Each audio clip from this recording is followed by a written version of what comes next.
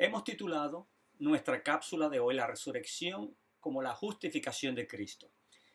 Es la primera de 3 partes y nuestra intención es analizar la importancia de la resurrección de Cristo en la justificación por la fe. El texto que deseamos investigar se encuentra en Romanos 4:25 y comenzaremos estudiando el contexto para descubrir el significado que Pablo le atribuye a las palabras que registra en este verso. Veremos la importancia de la persona de Cristo, no como el medio para la justificación, como a menudo se le explica, sino como el lugar en donde ella encuentra su única expresión. Y nuestro texto, que vamos a estar analizando, se encuentra en el capítulo 4 y vamos a comenzar desde el versículo 13. Y dice así: porque no por la ley fue dada a Abraham o a su descendencia la promesa de que sería heredero del mundo, sino por la justicia de la fe. Porque si los que son de la ley son los herederos, vana resulta la fe y anula la promesa. Pues la ley produce ira, pero donde no hay ley, tampoco hay transgresión. Por lo tanto, es por fe para que sea por gracia, a fin de que la promesa sea firme para toda su descendencia, no solamente para la que es de la ley, sino también para la que es de la fe de Abraham, el cual es padre de todos nosotros. Como está escrito: te he puesto por padre de muchas gentes delante de Dios, a quien creyó, el cual da vida a los muertos y llama las cosas que no son como si fuesen.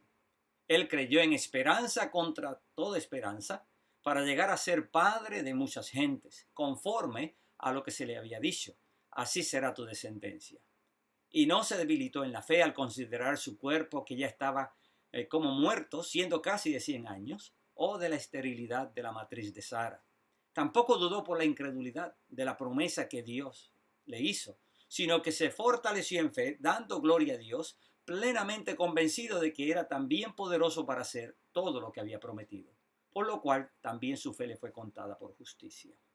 Bien, comencemos viendo lo que Pablo entiende por la promesa. En el versículo 13 nos dice: porque no por la ley fue dada a Abraham o a su descendencia la promesa de que sería heredero del mundo, sino por la justicia de la fe. Y continúa diciendo en el versículo 14: porque si los que son de la ley son los herederos, vana resulta la fe y anula la promesa. Ahora, noten lo que Pablo entiende por promesa. Él nos dice que son los herederos del mundo. Es decir, que la promesa tiene que ver con la herencia del mundo y no la limita tan solo a la tierra de Canaán. Y nos asegura que ella no podía depender del hombre, o sea, de su capacidad para cumplir los términos del pacto. Si así fuera, Israel nunca la hubiera obtenido. La fe sería sin valor alguno y la promesa hubiese sido anulada.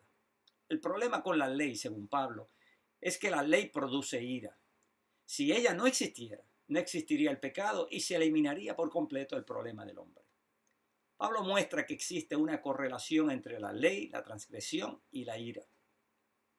La transgresión de la ley o la transgresión del pacto activa la ira divina y hace que Dios envíe sobre Israel sus maldiciones.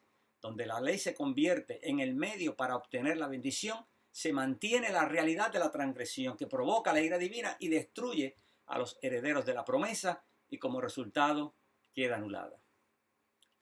Ahora, ¿cuál es la solución entonces a este problema? Descartar la ley como medio para recibir la promesa es la única solución.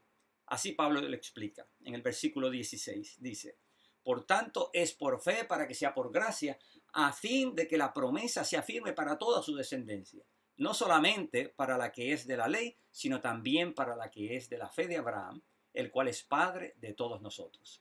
Ahora, la fe se sostiene de la fidelidad de Dios ante la imposibilidad de un Israel que está muerto a causa del juicio, sin indicio alguno de recibir lo prometido. Solo por gracia Dios puede hacer posible el cumplimiento. Él hará que Israel resucite de entre los muertos para recibir la promesa, como asegura el profeta Isaías cuando dice: tus muertos vivirán, sus cadáveres resucitarán. Despertad y cantad, moradores del polvo, porque su rocío es cual rocío de hortalizas, y la tierra dará sus muertos. Ahora note que para Pablo, Abraham es, como padre de la nación, el que ejemplifica esta esperanza y muestra cómo ésta le permite hacerle frente a la duda. Noten, en el versículo 17 dice: como está escrito, te he puesto por padre de muchas gentes delante de Dios, a quien creyó, el cual da vida a los muertos y llama las cosas que no son como si fuesen. Ahora, lo único que le permite a Abraham esperar que la promesa de la tierra se cumpla es la fe. No hay nada en él que le asegure su cumplimiento. Entonces, cuando él miraba su cuerpo, él no podía ver absolutamente nada que le garantizara que la promesa habría de cumplirse. Como tampoco hay nada en Israel que le amerite recibirla. Ahora, sin la fe, esto es, sin la confianza en la fidelidad que obra ante lo imposible, la ira divina, alimentada por la violación en el pacto, la haría totalmente imposible. Ahora, Abraham creyó ante lo imposible, dice el apóstol Pablo. Él creyó en esperanza contra esperanza para llegar a ser padre de muchas gentes conforme a lo que se le había dicho. Así será tu descendencia. Abraham era un padre muerto y Sara una madre muerta. Su condición en aquel momento, al igual que la de Israel en la esclavitud, mostraba cuán imposible era que se cumpliera la promesa. Pero Abraham creía en el Dios de la resurrección. Creía que de la tumba de su cuerpo, Dios levantaría la simiente que habría de heredar la promesa. Y en el versículo 19 nos dice, y no se debilitó en la fe al considerar su cuerpo, que estaba ya como muerto, siendo casi de 100 años, o de la esterilidad de la matriz de Sara. Tampoco dudó por incredulidad de la promesa de Dios, sino que se fortaleció en fe, dando gloria a Dios, plenamente convencido de que era también poderoso para hacer todo lo que había prometido. Abraham es para Pablo una ilustración de lo que es el creyente cuya esperanza está puesta en la resurrección. Dios le había asegurado que le daría por herencia el mundo y una simiente que heredara la promesa. Para Pablo, como dijimos, la promesa no se limita a la tierra de Canaán. Era la restauración del señorío que una vez se le había entregado al hombre. En fin, el cuerpo de Abraham, ya muerto, es la tumba que imposibilitaba el cumplimiento de la promesa.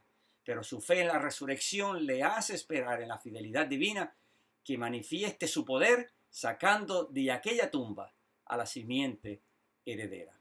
Bien, hasta aquí vamos a dejar nuestra presentación de hoy. Esperamos que nos acompañen en nuestra próxima cápsula donde continuaremos este estudio. Que el Señor les bendiga.